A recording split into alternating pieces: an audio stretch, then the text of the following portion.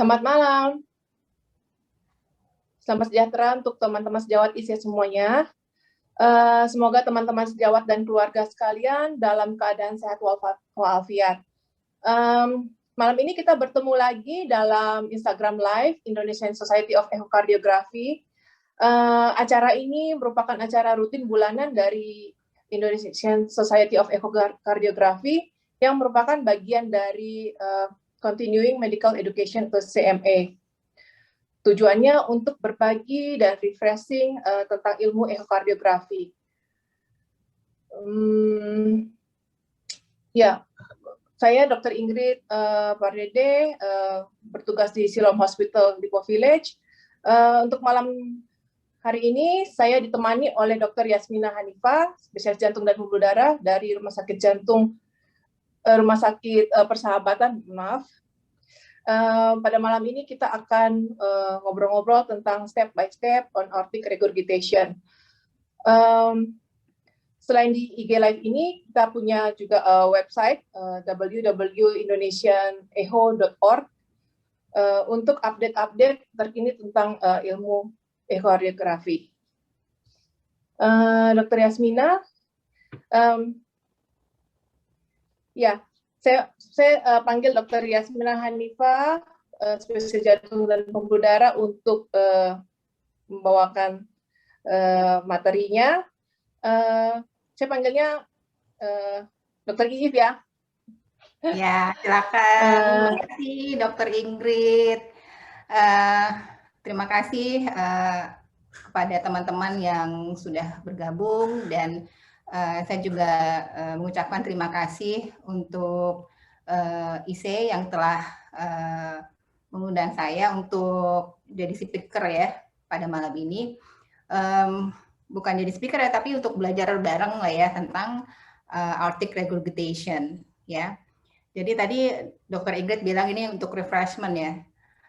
Memang buat saya sendiri yang sehari-hari di rumah sakit persahabatan yang rujukan COVID, untuk membahas sesuatu yang bukan COVID bagi saya itu juga refreshment gitu ya. Mudah-mudahan kita semua juga merasa seperti itu. Jadi bukan sesuatu yang berat tapi sesuatu yang refreshing ya. Oke, saya mulai share screen saja. Iif, mohon maaf Iif, tampilannya Iif agak ke tengah sedikit ya. Kita kalau Iif aja potong kan, sayang, cantik-cantik nggak kelihatan. Ini gimana? Coba ya. Iif Sorry geser. ya. Kalau gini udah ya Mbak ya? Tunggu ya, agak delay sedikit dari Zoom. Oke, maaf. Oke. Udah ya? Sudah. Ya.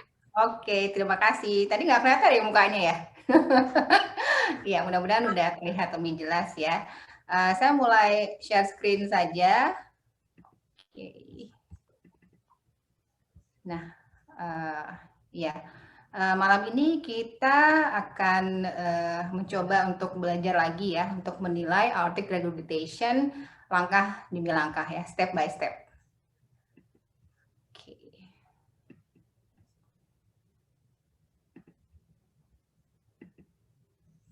Ya, yang kita ketahui pemeriksaan ekokardiografi sebetulnya memang suatu pemeriksaan yang cukup adekuat ya untuk menilai kelainan katup jantung ya, bukan hanya aorta regurgitasi saja tapi tentunya katup yang lain ya.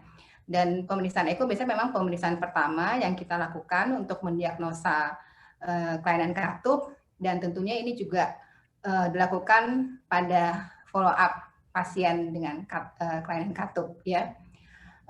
Karena dari pemeriksaan ekokardiografi sebetulnya sudah sebagian besar pasien ya sudah cukup tuh kita nilai bagaimana anatominya, terus patofisiologi atau etiologi dari kelainan katupnya, dan kita juga bisa nilai ya apakah ada katup lain yang terlibat ya, apakah ini single valve disease atau multi valve disease ya. Dan kita juga bisa menilai konsekuensi dari kelainan katupnya tersendiri ya, seperti turunnya fungsi ventrikel kiri atau timbulnya pH ya. Jadi konsekuensinya pada sirkulasi pulmonal ya, dan tentunya kita bisa menilai hemodinamik katupnya ya. Jadi sebetulnya pemeriksaan ekokardiografi ya, TTE atau transesophageal itu sebenarnya sudah cukup baik ya untuk mendiagnosa dan menilai severitas, sehingga kita bisa melakukan pemeriksaan ini dan antar pasiennya ke surgeon dengan pemeriksaan ini saja gitu ya. Namun memang beberapa pasien ya, nggak semua lanjut ke evaluasi lanjutannya seperti pemeriksaan cardiac magnetic resonance imaging atau stress testing ya. Namun ini nggak terlalu banyak ya, kebanyakan sih dengan CTE dan TE sudah cukup adekuat ya. Dan malam ini kita belajar tentang ekokardiografi saja ya. Oke. Nah, untuk evaluasi pertama, jadi first step-nya ya seperti biasa ya, kan kita mulai pasti dengan pemeriksaan judi ya. Kalau mulai pertama kan kita periksa dari plugs, lalu kita lihat pastinya kita mulai dengan judi dulu ya kan. Sorry.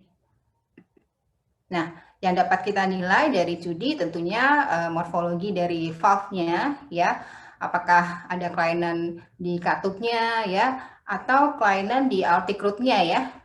Nah, aortic root ini kan memang sebagai penyangga dari katup aorta ya, jadi memang ini harus kita evaluasi ya. Jadi kelainan katup aortic regurgitation itu bisa karena masalah valve-nya atau dari aortic root-nya ya. Misalnya kalau morfologinya yang sering membuat regurgitasi ya, misalnya kelainan kongenital seperti tricuspid, bicuspid ya, atau mungkin pada pasien rheumatic heart disease atau degeneratif ya, bisa karena kalsifikasi, prolapse atau vegetation ya. Nah, jadi dari judi ini kita bisa nilai ya dari sini dan kita bisa ukur-ukur. Dan jangan lupa kita harus lakukan juga pemeriksaan ejection fraction tentunya ya, ventricle kiri dengan cara Simpson idealnya, dan jangan lupa ukur yang akurat IDD dan ISD-nya ini. Ini penting sekali ya, karena dengan data-data ini kita bisa menentukan pasiennya mau diapain gitu ya. Artinya pasien dengan aortic regurgitasi dengan fungsi ventricle kiri yang baik sama yang menurun, treatmentnya bisa berbeda ya. Nah, ini contohnya ya. Kalau dilihat dari judi, memang kesannya katupnya kelihatannya kompeten ya. Baik, tidak ada prolapse, tidak ada vegetasi atau apapun ya. Tapi kita lihat dari judinya saja, kelihatan nih ventricle-nya agak besar ya. Jadi maybe something wrong dari katup aortanya atau katup mitralnya. Oke. Nah, setelah kita lihat gini, tentunya kita kasih color ya, baru ketawa nih. Oh, ada aorta regurgitasi yang cukup signifikan, ya. Nah, biasanya kan kalau kita periksa pasien ya udah sampai sini, biasanya saya mulai lagi tuh dari awal. Nih kira-kira kenapa ya kok ada regurgitasi yang besar? Tapi dari plugsnya, katup aortanya kayaknya baik-baik aja. Jadi kita mesti nilai ya morfologi dari katupnya dari multiple view ya. Pada kasus ini tentunya kita periksa ya ininya short axis-nya ya, lanjut. Nah, dari sini kita lihat tuh ya. Sepertinya RCC-nya agak constricted ya, restricted. Jadi penutupannya kurang baik di area RCC-nya. Oke. Nah, kita lihat di sini ya. Kalau di side by side dengan color-nya kita bisa lihat ada regurgitan orifice-nya ya. Terus sepertinya RCC-nya memang agak kurang. Mungkin ini yang menjadi penyebab regurgitasinya. Tentunya nanti kita harus lihat juga ya aortic root-nya seperti apa. Oke. Jadi kalau dilihat dari morfologinya ya, kalau memang ini penyebab utamanya ya restricted dari RCC-nya, kita bisa klasifikasikan tipenya ya secara Carpentier ya, itu bisa tipe 1, 2 atau 3. Jadi klasifikasi AR secara menurut Carpentier itu hampir sama dengan mitral regurgitasi ya. Jadi untuk tipe 1 itu Nah, kalau yang tadi itu kayaknya, sorry, yang ini sepertinya tipe 3 ya, karena ada restricted cups-nya. Ya, kita ingat ya tipe 1 itu katupnya biasanya morfologinya normal, namun aortic root-nya itu akan biasanya dilatasi. Jadi penyebabnya karena dilatation dari aortic root atau ada aneurisma. Nah, tipe 2 itu biasanya karena ada prolaps dari cups-nya. Yang ketiga itu karena retraksi dari salah satu cups atau lebih dari satu cups ya, yang menyebabkan adanya central or eccentric jet. Jadi kasus yang tadi kemungkinan ya sebabnya mungkin karena tipe 3 ini ya. Nah, ini adalah penilaian 2D-nya. Kalau kita lihat ya tentunya harus kita nilai dari berbagai view ya, termasuk dari 5 chamber view. Oke, sorry ini nggak bergerak ya. Oke, nah ini kita lihat kadang-kadang dari view lain nggak kelihatan prolaps, tapi dari sini mungkin masih bisa kita lihat. Namun pada kasus ini memang tidak ada prolaps atau yang lain ya. Oke, nah ini contoh juga ya pada kasus congenital katup aorta ya, yang di panel paling kiri ini adalah katup bikuspid. Nah ini kalau kita lihat ini kalau dia yang paling atas itu pada kondisi sistol ya, terbuka, dan ini pada saat tertutup ya diastol. Nah ini pada view flux ya, yang di bawah ini view fluxnya. Jadi memang pada view flux nggak kelihatan kan ya berapa sih cupsnya gitu. Nah tapi kalau bentuknya nih aneh seperti ini nih, kita mesti curiga nih, jangan-jangan nih ini khas ya untuk bikuspid ya. Kita mesti benar-benar lihat di short axis-nya ya, atau yang ini unicuspid ya. Kalau kita lihat sistolnya, dia kelihatan kayak ada hole aja gitu, dan pada saat dia menutup ini nggak kelihatan ada cups ya, nggak ada pemisahnya gitu ya. Dan ini pada plugs-nya. Nah yang lebih aneh juga ini quadricuspid, jadi cupsnya ada 4 gitu ya. Ini kayak kalau di textbook katanya kayak daun semanggi gitu ya, kayak gini ya, clover ya. Nah ini jadi kalau teman-teman lihat nih, kalau di flux kita mulainya kan di flux kelihatannya kok aneh ya nutupnya ya. Dan kita harus lihat short axis-nya ya. Ini contoh saja. Oke, ini tadi sudah saya jelaskan. Oke, nah selanjutnya setelah kita lihat ya anatomi, morfologinya, kira-kira apa sih penyebabnya dari aorta regurgitasinya, kita lanjut ke tentunya pemeriksaan dari ejection fraction dari ventricle kirinya ya. Yang dianjurkan adalah biplane Simpson ya. Aortic regurgitation itu kan sering pada usia yang sudah tua ya.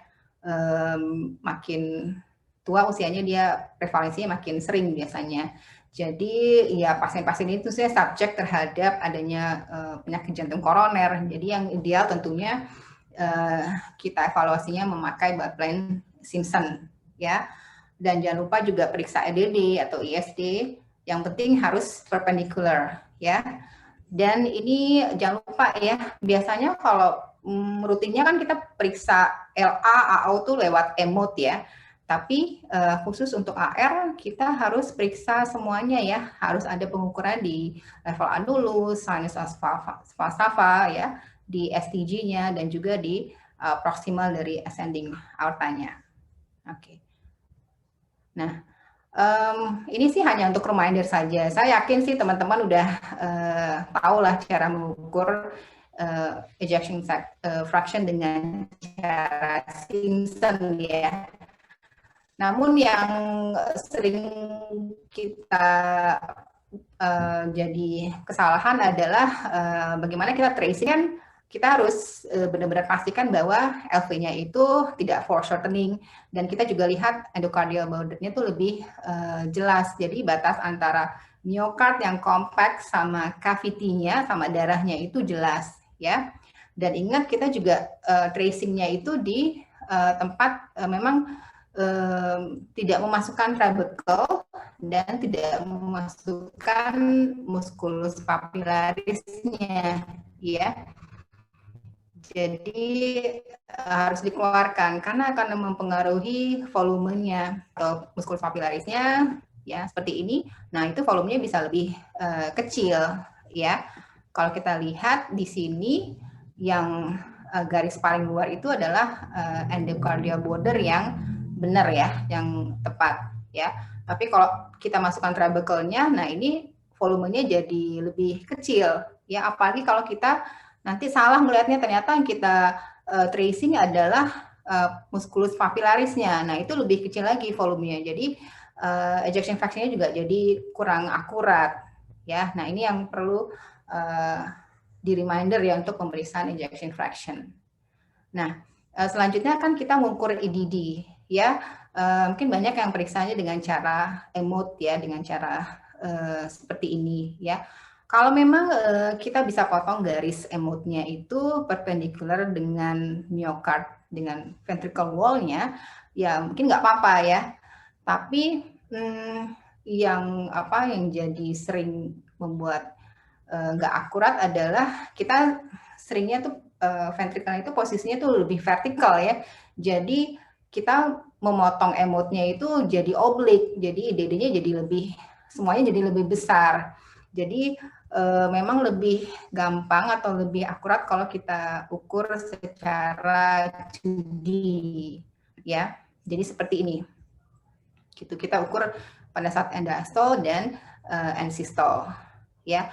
Pada kasus yang tadi itu nah ini pemotongan emotnya itu enggak, kalau pakai emot kayaknya enggak, dia bersih kayak oblik gitu ya, jadi mungkin enggak pas. Makanya untuk kasus yang ini waktu itu kami periksa dengan cara 2D ya. Dan ini penting sekali ya, karena kan kita akan follow up pasien ya. Pasien itu enggak semuanya akan lanjut ke terapi surgery. Banyak yang bahkan konservatif ya, dan mungkin penyakitnya tidak progresif ya. Jadi kita harus follow up terus. Nah, kalau misalnya dari baseline-nya udah salah, kita periksanya nanti kelanjutannya juga interpretasinya jadi salah. Jadi harus benar-benar akurat di baseline-nya, sehingga pada pengukuran selanjutnya juga kelihatan apakah benar ada berubah atau tetap gitu ya. Jadi kita membuat decision yang tepat untuk pasiennya. Jadi jangan lupa kalau ada pasien katup, ya sebaiknya ada recordingnya atau paling nggak ada print out-nya. Jadi kalau kita mengukur EDD-nya dengan cara ini, dengan view ini, ya berarti nanti selanjutnya follow up-nya view-nya harus sama gitu ya. Oke. Nah, sekarang aortic root measurement. Nah, biasanya kita suka lupa ya periksa ini karena udah biasa mengukur LAAO, aorta lewat dengan cara metode emot gitu. Nah, tapi pada kasus aortic regurgitation ini kewajiban ya, harus kita periksa. Dan memang agak tricky ya, karena pemeriksaannya itu ternyata fasenya berbeda ya. Sambil menunggu Dokter Iif untuk join kembali, kita setiap Rabu minggu kedua setiap bulannya ada IG Live ya, untuk update-update tentang ehokardiografi terkini, entah itu dari basic to advance ataupun case sharing ya. Jadi jangan lupa untuk join IG Live setiap hari Rabu minggu kedua tiap bulannya. Kemudian di website kita juga di www.indonesianeho.org ya, kita juga akan upload mengenai update-update rekomendasi terkini ilmu ehokardiografi. Teman-teman, kalau ada pertanyaan boleh ketik di komen ya. Ya, kelainan katup aorta regurgitasi ini ya tidak sebanyak katup mitral ya, tapi setidaknya malam ini kita semoga dapat refreshing tentang bagaimana evaluasi dan follow up pasien dengan aorta regurgitasi.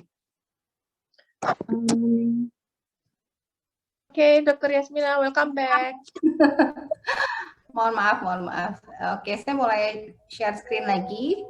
Tadi Dokter Ingrid keputusnya sampai di pengukuran ya, Pengukuran Dok. ya. Pengukuran di aortic root ya? Ya, aortic root. Oke, mohon maaf ya. Oke, ini saya mulai lagi pengukuran aortic root-nya ya. Ya. Oke. Nah, ini memang agak tricky ya.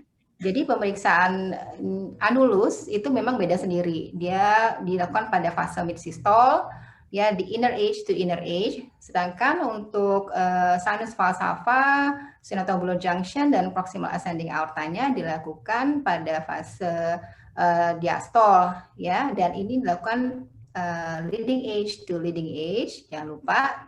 Sedangkan anulusnya inner edge, inner to inner, ya. Karena kalau kita nggak akurat, nanti akan ada beda tuh 1 atau 2 mm atau bahkan lebih ya kalau pengukurannya kurang akurat dan bisa merubah decision ya kalau misalnya kita nggak akurat. Oke. Nah, ini adalah batas atas dari aortic root, ya. Beda memang antara laki-laki dan perempuan, ya, karena biasanya beda, perempuan kan lebih kecil ya. Nah, ini saya tampilkan hanya batas atasnya aja biar lebih gampang ingatnya ya. Oke, nah lanjut. Nah, ini contoh-contohnya, contoh-contoh aortic dilatation, ya, ini sinusnya yang membesar, lalu di sini juga kelihatan sinus sampai aorta ascendingnya itu membesar semua ya. Kalau di sini kita lihat aorta ascendingnya sangat-sangat besar, dan di sini juga ini adalah contoh-contoh dari dilatasi dari aortic root yang bisa menyebabkan regurgitasi aorta. Nah, lanjut dari 2D tentunya kita akan lanjut ke color flow imaging ya. Nah, ini adalah pemeriksaan cukup sensitif dan spesifik ya, bahkan sampai 90% ya. Bahkan AR yang trivial atau mild itu bisa kita deteksi dengan memakai color flow imaging ya. Namun kelemahannya adalah mungkin antara operator itu mungkin bisa beda ya. Jadi kadang-kadang kan kita dapat pasien dari luar, terus mereka bawa echo dari dokternya, terus di sana dinilai AR-nya moderate. Tapi pas kita periksa, loh kok kayaknya ini severe, atau mungkin vice versa sebaliknya, saya bilang ini moderate, sedangkan dari luar bilangnya severe. Ya, karena memang pemeriksaan color flow imaging ini kadang-kadang tekniknya itu nggak akurat, atau fisiologi dari katupnya yang inkompeten itu juga juga variable ya, misalnya pada kasus jet yang eksentrik bisa beda-beda ya. Nah, makanya kalau pakai color flow imaging tentunya kita harus utamakan kita optimize gain-nya ya, terus frame rate-nya kita naikkan ya dengan cara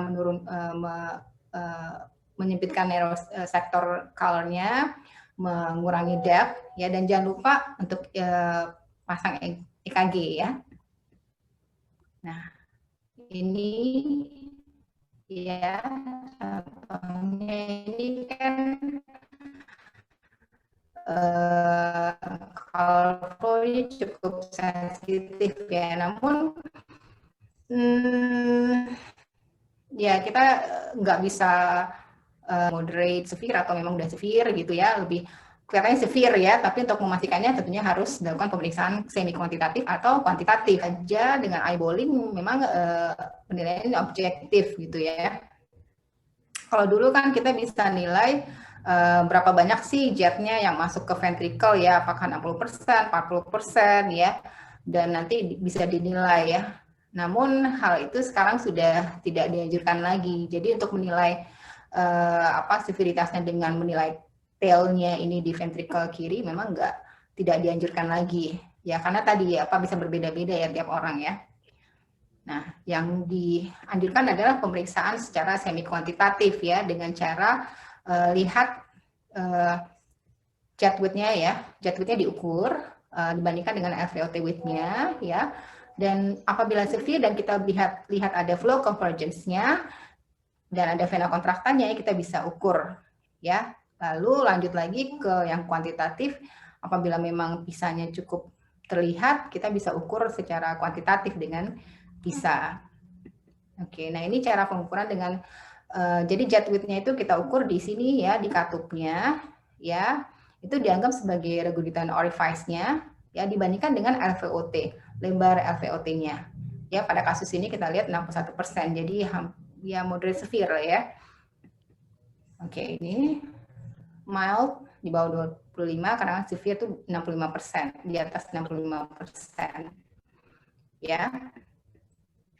Nah, lebih bagus lagi kalau misalnya pada color flow yang kita bisa lihat 3 komponen. Jadi misalnya kita bisa lihat ada PISA, ya, ada daerah flow convergence-nya seperti ini, lalu ada vena contracta, yaitu yang diameter terkecil dari jet regurgitasi, dan ada tail-nya. Nah, kalau ada seperti ini kita bisa yakin bahwa ini adalah suatu vena contracta dan kita bisa ukur ya tanpa harus membandingkan dengan LVOT diameter. Ya, yang severe itu apabila di atas 6 mm, sedangkan yang ringan di bawah 3. Ya, ini cara mengukurnya harus tegak lurus. Oke. Nah, ini kasus yang tadi ya, ini kan kita bisa lihat tuh adanya suatu PISA. Ya, jadi kita ukur di sini, kita anggap ini suatu vena contracta. Ya. Namun pada kasus lain nih, contohnya nih, ini kan ada jetnya aja, tapi kita nggak ngeliat nih ada kepalanya, nggak ada pisahnya. Nah, ini kita nggak bisa anggap ini suatu vena contracta. Jadi kita ya udah kita ukur sebagai jet width, terus kita bandingkan dengan LVOT width, yaitu lebih baik. Jadi kalau memang nggak kelihatan nih pisahnya, jangan dianggap ini suatu vena contracta. Oke. Ya, nah kalau dilihat dari 5 chamber view, kalau kita mengukur kuantitatif dari aorta regurgitation ya, jadi kita ukur volume regurgitannya, kita ukur pisahnya itu dari 5 chamber view ya, jadi pada view ini ya, nanti kita freeze dan kita lihat apakah memang pada saat itu kelihatan ada pisahnya. Nah, kalau memang ada pisahnya, kita bisa sekalian bikin pisah ya yang baik, terus untuk pengukuran regurgitasi volume ya, jadi pengukuran kuantitatif ya. Kita lihat di sini kan kelihatan nih ada pisahnya, namun ini belum jadi, ini harusnya Nyquist limitnya akan kita sesuaikan jadi lebih jelas lagi ya. Nah, ini gambar skematisnya ya. Jadi kalau sudah dapat nih flow-nya, dapat pisahnya ya, kita jangan lupa di zoom ya, dibesarin ya, terus color sectornya juga dikecilin, jadi fokus ke daerah pisah ini. Jangan lupa Nyquist limitnya kita rubah sekitar 30 sampai 40 ya. Itu sampai jelas bedanya ya, biru sama merahnya. Jadi lebih jelas bordernya ya. Ini bisa kita naik atau turunkan sesuai dengan jetnya. Kalau dengan 5 chamber ini kan jet regurgitasinya kan ke arah probe ke sana ya. Jadi baseline-nya kita naikkan ke atas ya sampai 30 atau sekitar 30 sampai 40 cm. Jadi kita dapat velocity Nyquist-nya, dan terus kita ukur nih diameter dari jari-jari ya, ini bukan diameter ya, R dari pisahnya ya. Nah, untuk mengukur regurgitan volume kita butuh continuous wave Doppler. Ya, jadi lanjut setelah kita lihat color flow imaging, kita lanjut ke continuous wave Doppler. Ya, ini sekalian aja ya. Jadi langkah selanjutnya pakai CW Doppler ya. Nah, kita ukur VTI-nya dari regurgitan jetnya. Jangan lupa yang kita ukur untuk perhitungan ini adalah regurgitan jetnya. Jadi jangan yang antegrade flow-nya. Dulu saya waktu belajar pertama kesalahannya ini, mengukurnya di sini terus jadi angkanya jadi aneh gitu. Jadi jangan lupa untuk bisa kita ukur dari regurgitan jetnya. Kalau kita trace udah lihat VTI-nya, kita akan dapat velocity maksimumnya. Nah, kalau sudah ada data ini, sebetulnya kalau kita masukkan ke komputer yang sudah cardiac dedicated, ya kita masukkan datanya, dia akan hitung sendiri, jadi nggak harus manual ya. Ya, tapi kalau nggak bisa, nggak ada, ya mau nggak mau dihitung manual. Paling nggak kita sudah ada datanya sehingga kita bisa ukur regurgitan volumenya dan regurgitan orifice area-nya. Ya, kalau kasusnya kayak gini nih, sepertinya severe ya. Oke. Nah, ini ya tadi dapat R1-nya kan 0,39, jadi dia severe, regurgitan volumenya sekitar 80 ya. Nah, ini lanjut ya tadi ya, selain kita bisa gabungkan dengan bisa ya untuk menghitung kuantitatif, kita bisa juga menilai CW Doppler itu secara kualitatif dan semi kuantitatif ya. Pertama kualitatif itu dengan sinyal densitas dari wave dari CW-nya ya. Bagaimana caranya? Ya kita bandingkan saja dengan kepadatan dari sinyal anti-grade flow-nya ya. Kalau dia densitasnya sama dengan anti-grade flow-nya, jadi ya regurgitan dengan anti-grade flow-nya sama, ya kita anggap ini adalah suatu regurgitan yang severe ya. Namun kalau contohnya kayak gini nih, ini kan agak padat ya, tapi regurgitan flow-nya densitasnya tidak terlalu padat seperti anti-grade flow-nya. Jadi kita bandingkan dengan anti-grade flow-nya, kalau di sini mungkin nggak sampai severe, mungkin hanya moderate, ya. Nah, ini cara menilai secara kualitatif ya dari CW Doppler.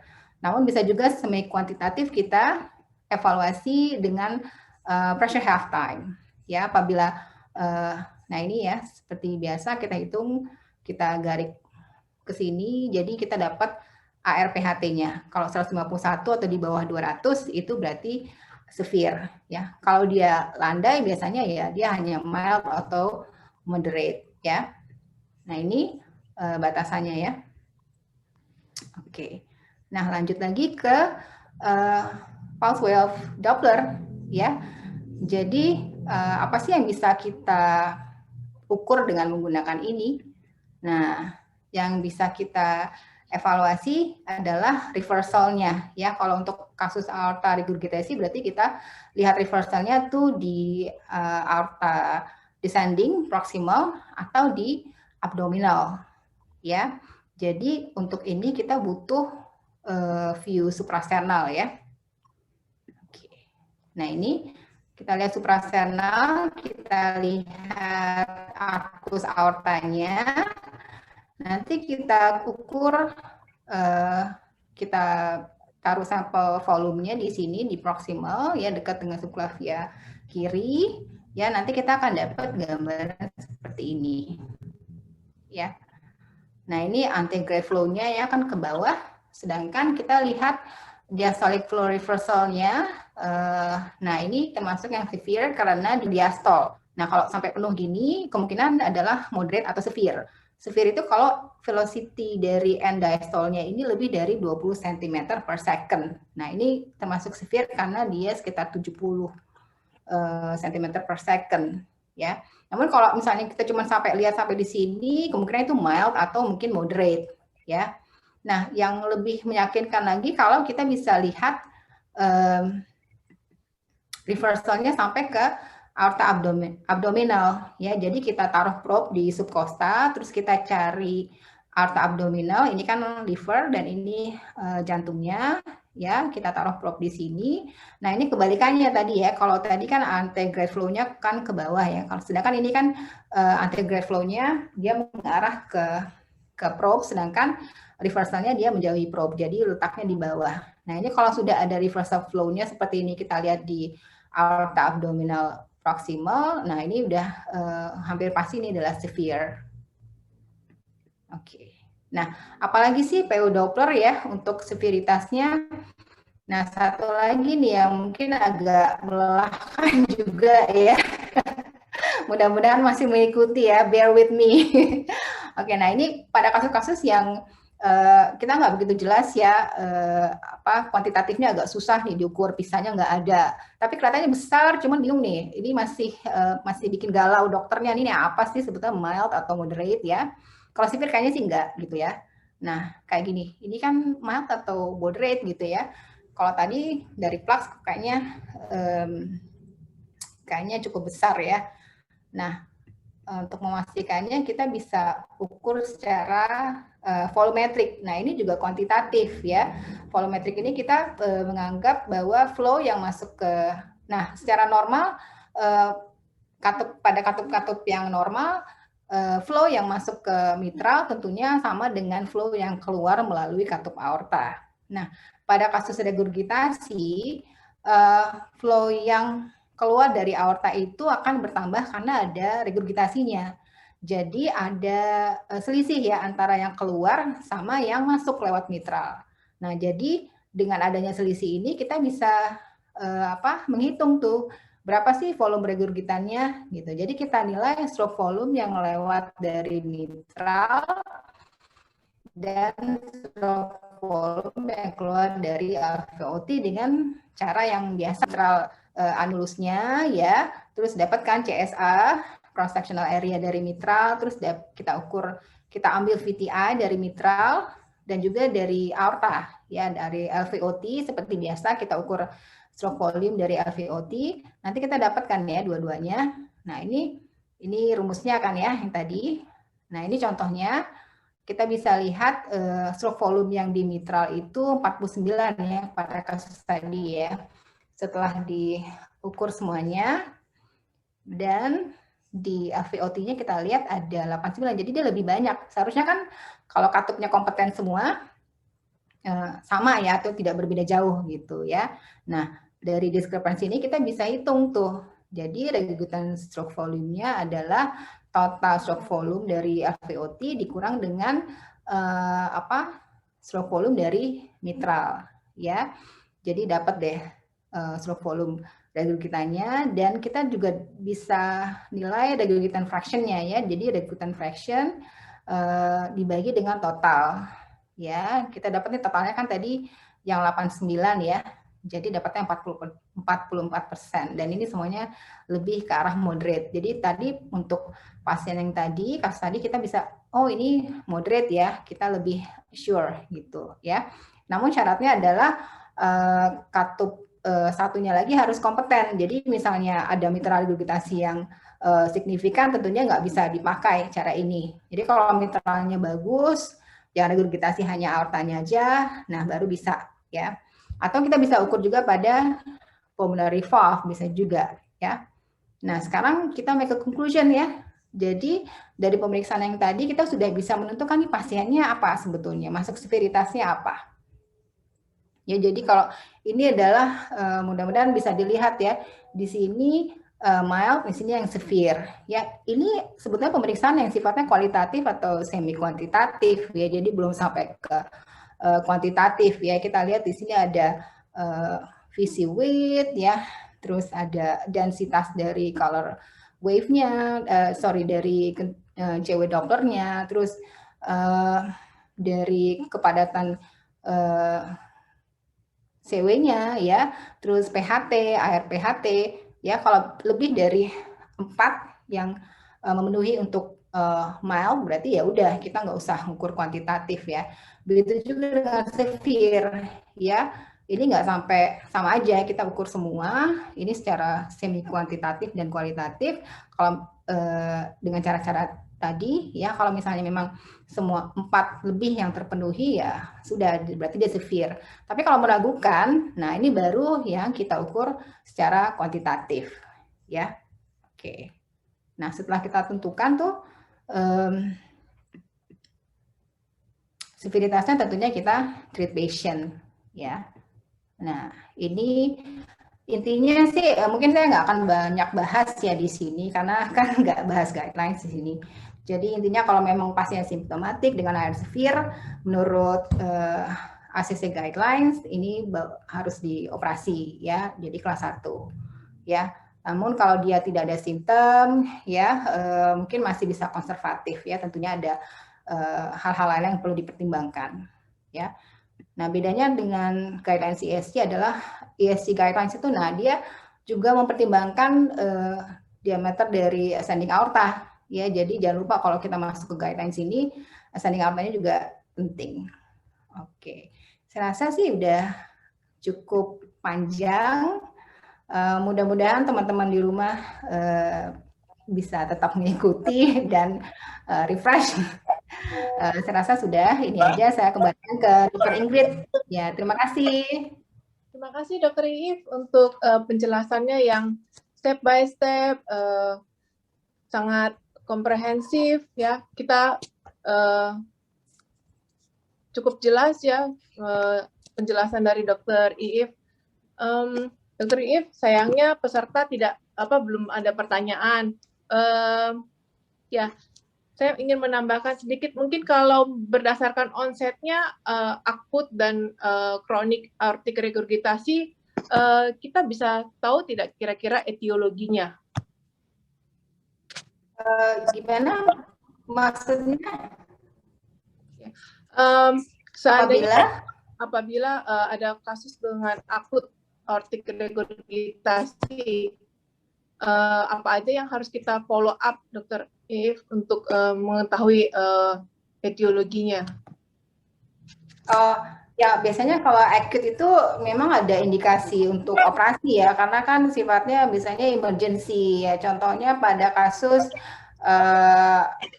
diseksi ya, atau infektif endokarditis ya, biasanya sih seperti itu gitu ya. Jadi itu yang perlu kita evaluasi ya. Biasanya kalau acute itu kan berat ya kondisinya ya, dan penilaiannya itu sama aja seperti pada kasus kronik. Namun mungkin pembesaran ventricle kiri mungkin tidak bisa nggak sama ya. Biasanya kalau acute itu EDD-nya atau SD-nya masih normal gitu ya.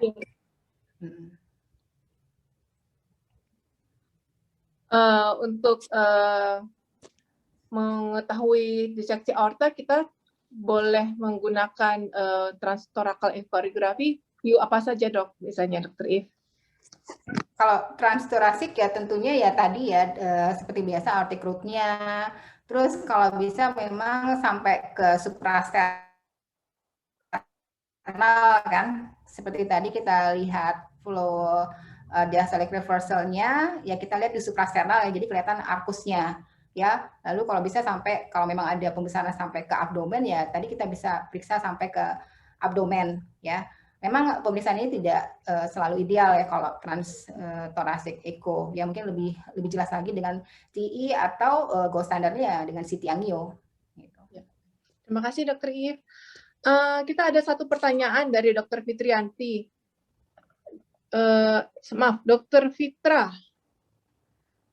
Dr. Fitranti, pertanyaannya kadang sulit membedakan Doppler color Doppler cewek AR dengan, maaf sebentar, mitral stenosis. Oh iya. Bagaimana untuk membedakan cewek dari MS? Ya. Ya itu memang agak sulit sih ya ininya ya pemeriksaannya ya. Biasanya kalau aortic regurgitasi dia lebih velocity-nya lebih tinggi gitu ya. Terus dia lebih panjang dibanding mitral stenosis gitu ya. Biasanya tuh mitral stenosisnya ada di dalamnya gitu ya. Dan memang gen settingnya kadang-kadang kita evaluasi sehingga kita bisa bedakan tuh antara yang aortic sama mitral stenosisnya. Saya nggak ada gambarnya. Kemarin saya dapat gambarnya sebetulnya ya mitral stenosis dengan dengan aorta regurgitasi. Memang EKG mungkin bisa ngebantu ya fase aortic regurgitasi biasanya agak lebih panjang dan mitral stenosis lebih lebih pendek ya. Dan kalau kita mainin gen settingnya bisa kadang-kadang bisa kelihatan gitu ya. Penting juga untuk mengambil sampel volume yang tepat ya, Dok ya, ya, di aorta dan di mitralnya. Iya. Jadi iya. Ya, posisinya juga bisa kalau pakai sampel volume biasanya lebih kelihatan. Cuman masalahnya kalau pakai sampel volume kan berarti kita pakai PW, sedangkan kalau udah mitral stenosis itu kan agak susah juga ya karena dia jadi aliasing. Jadi biasanya sih memang kita gunakan ZW Doppler.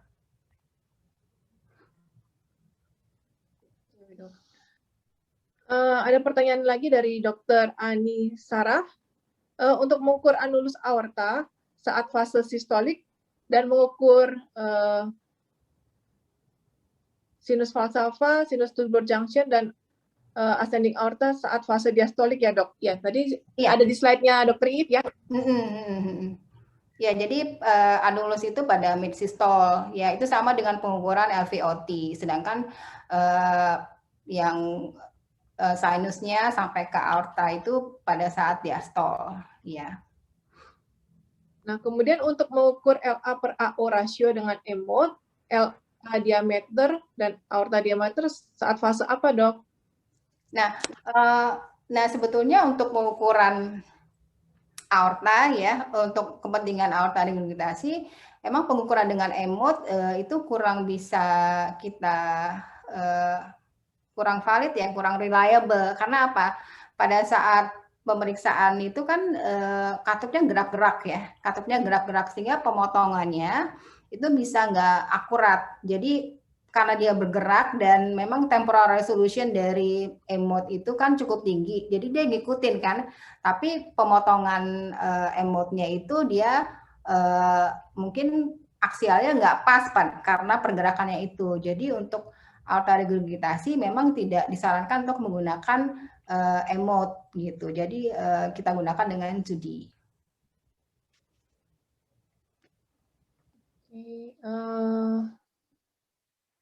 Saya lihat belum ada pertanyaan lagi. Dr. Iif, boleh tolong review sedikit mengenai anatomi katup aorta pada short axis setinggi aorta untuk menentukan mana yang right, cuspid. Oh ya ya. Oke, jadi biasanya kita lihat kalau kan ada atrium kiri, atrium kanan ya. Jadi ada septumnya. Biasanya yang dekat septum itu adalah NCC. Ya, terus yang di bagian dekat dengan RV-nya itu RCC dan jadi satunya lagi LCC ya dari short axis. Ini saya share screen lagi ya. Tadi apakah biar jelas enggak? Oke. Sorry. Tadi mana ya? Yang slide awal, in case pertama. Yeah. Yang short axis ya.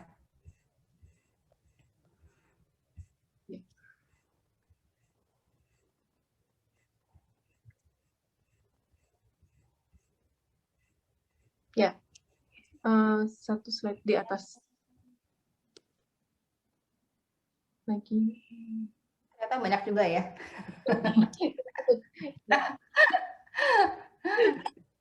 Pantesan agak pegal gitu ngomongnya. Oke, nah ini kan, nah di sini adalah RCC ya. Ini kan ada RV outflow, di sini ada pulmonal ya. Terus aduh sayang ini nggak kelihatan ya atrial septumnya ya. Biasanya di sini ada atrial septum, berarti ini NCC ya. Di sini ada left atrium, ini adalah LCC-nya ya. Jadi ini gambaran dari trans torasik ya. Nah kalau pakai TI beda lagi tuh ya. Jadi patokannya biasanya sih dari IAS-nya itu adalah biasanya di tengah-tengah dari NCC gitu ya. Nanti kita kelihatan ada dari RV. Nah itu berarti RCC dan di sini ada left atrium, berarti ini adalah LCC. Gitu aja sih. Dr. Iif, kira ini kalau lihat dari morfologinya, penyebab dari aortic regurgitasi severnya ini apa ya, dok?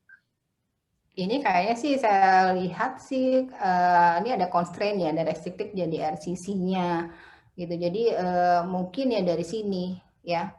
Dan tadi maaf saya sih nggak lihat ada kasus ini tuh nggak kita ketemukan juga sih ada ada pembesaran dari aortic root-nya ya waktu itu. Jadi kemungkinan ini dari tipe 3 ya Dokter Ingrid.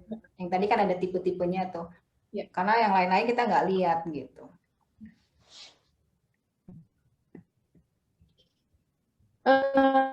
Ada pertanyaan masuk lagi.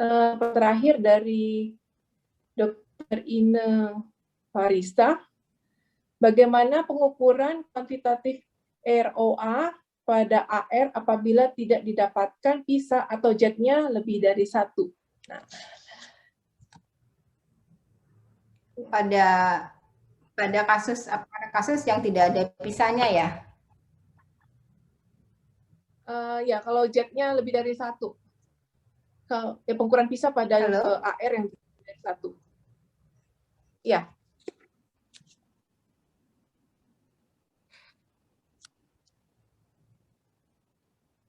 Ya, memang kalau udah jetnya lebih dari 1 memang nggak susah ya pakai pisah ya. Jadi mungkin kita pemeriksaan kuantitatifnya pakai yang lain, misalnya kayak tadi ya volumetrik itu juga bisa ya. Kalau valve yang lain tuh competence. Jadi pakai tadi yang terakhir ya pakai PW Doppler ya. Kita bisa nilai stroke volume di mitral, terus kita nilai stroke volume di aorta gitu. Ya ini memang kelemahannya pisah juga susah, terus kalau vena kontrakta juga bingung kan, ini mau ngukur yang mana gitu. Jadi kalau bisa kuantitatif secara volumetrik itu bagus ya. Misalnya mitral valve-nya ternyata ada masalah, ya mungkin kita ukur pakai katup yang lain gitu yang kompeten. Oke. Tadi sepertinya pertanyaan yang terakhir ya, If. Oke, udah jam 8 ya? Hampir jam 8.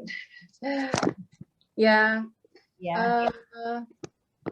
Oke, sepertinya kita akhiri saja IG Live kita. Terima kasih banyak untuk Dr. Yasmina Hanifah, Dr. Iif untuk presentasinya yang luar biasa. Ya, refreshing untuk kita semua, dan kita harapkan nanti IG bulan depan lebih banyak lagi yang hadir dan bertanya ya. Dan jangan lupa nanti di akhir bulan Juli akan ada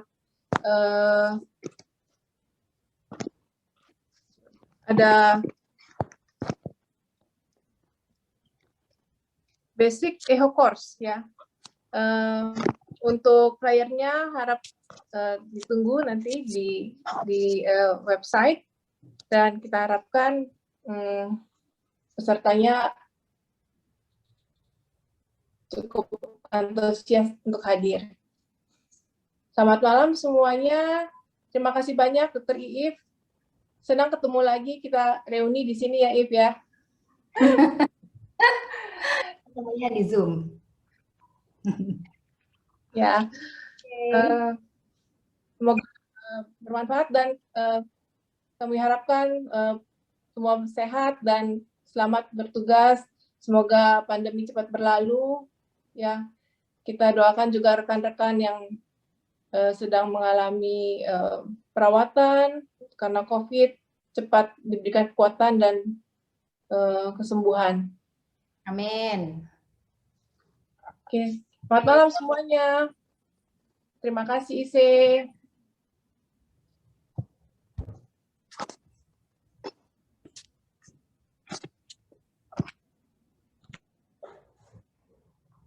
Kamu nasi goreng?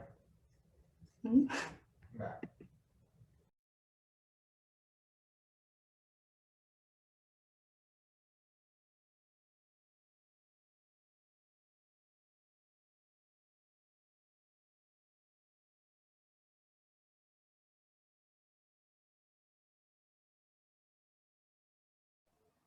Dok, sudah. Dokter masih mute. Thank you banget, dokter. Mary, aku grogi loh. Enggak kok, ini udah ini kok, nggak kelihatan groginya. Ini dokter Iif kayaknya masalah di sinyal langsung live jadinya kayaknya beliau. Iya. Thank you banget ya dokter. Ya Mary. Terima kasih, selamat malam dok. Terima kasih Mary. Ya.